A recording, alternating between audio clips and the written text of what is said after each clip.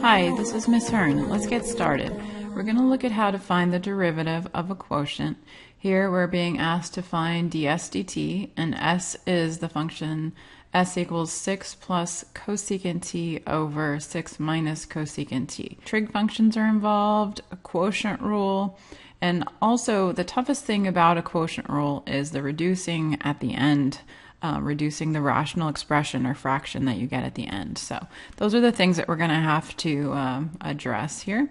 So first, when you look at your derivatives of trig functions, the derivative of the cosecant is negative cotangent x cosecant x. Remember that your quotient rule says if you take the derivative of a quotient, a division, a fraction, if you refer to the numerator as the top function and the denominator as the bottom function, then you're going to have the bottom times the derivative of the top minus the top times the derivative of the bottom over the bottom squared.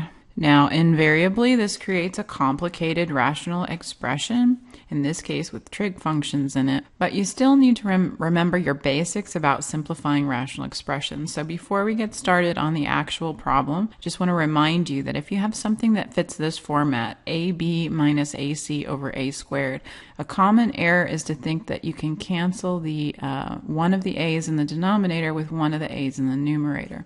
And that's not true because that forgets that the AC term is also being divided by the a squared. So what we're going to do instead is we're going to rewrite this numerator as a product.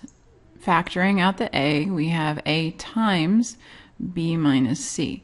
Now we can cancel factors. We can't cancel individual terms, but we can cancel factors. A divided by a squared. Yes, now the 1a cancels with one of the two in the denominator, and we're left with b minus c over a. Another way of thinking of it is that we've taken out a factor of a from all three of the terms. These are the things we have to keep in mind when we're working this problem. So let's get started on the derivative. So to find the derivative, ds dt, we're going to think of the 6 plus cosecant t, we're going to think of that as our top function. So think of it, let's call it capital T, is 6 plus cosecant of t. And capital B, the bottom, is 6 minus cosecant of t.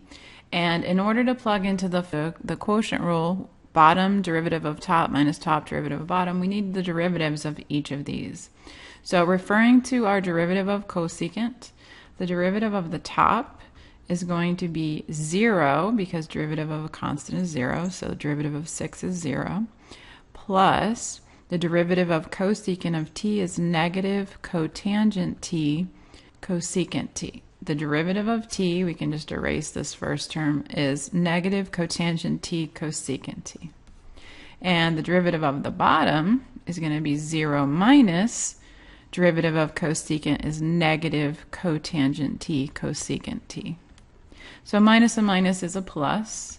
So the derivative of the bottom is just positive cotangent t cosecant t. These are the four facts that we're going to use to complete our quotient rule derivative. So ds dt is going to be the bottom, which is 6 minus cosecant of t, times the derivative of the top, which is negative cotangent t cosecant t, minus the top, which is 6 plus cosecant t, times the derivative of the bottom, which is positive cotangent t cosecant t, all over the bottom squared, which is 6 minus cosecant t squared. Now is when we go to simplify. We've applied the quotient rule. This is the derivative, but we have to simplify correctly.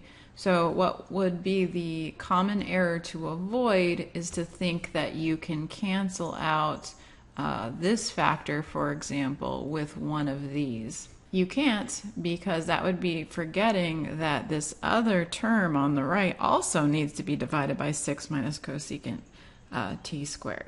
All right, but notice that in the numerator, we actually have a common factor of cotangent t, cosecant t. In fact, in both terms, we also have a negative. So we could actually factor out a negative cotangent t, cosecant t from the top. Remember, terms are things separated by a plus or a minus. Here's our subtraction going on here. And in each one of these two big giant terms, we have something in common, so we can factor it out. Okay, so I'm going to factor out front the negative cotangent t, cosecant t. And so in this first big term, we have that left behind, 6 minus cosecant t. And then in the second big term, we've taken out the minus and the cotangent t, cosecant t, and what's left behind is plus 6 plus cosecant t. And this is all still over 6 minus cosecant t squared. Adding these, we don't really need the parentheses there because the order of operations is not affected. And so now we're going to add together the positive 6 and positive 6, and that's going to be 12. And the negative cosecant of t and cosecant of t cancel out. So we're just left with negative 12 times the cotangent of t times the cosecant of t, all over 6 minus cosecant of t quantity squared.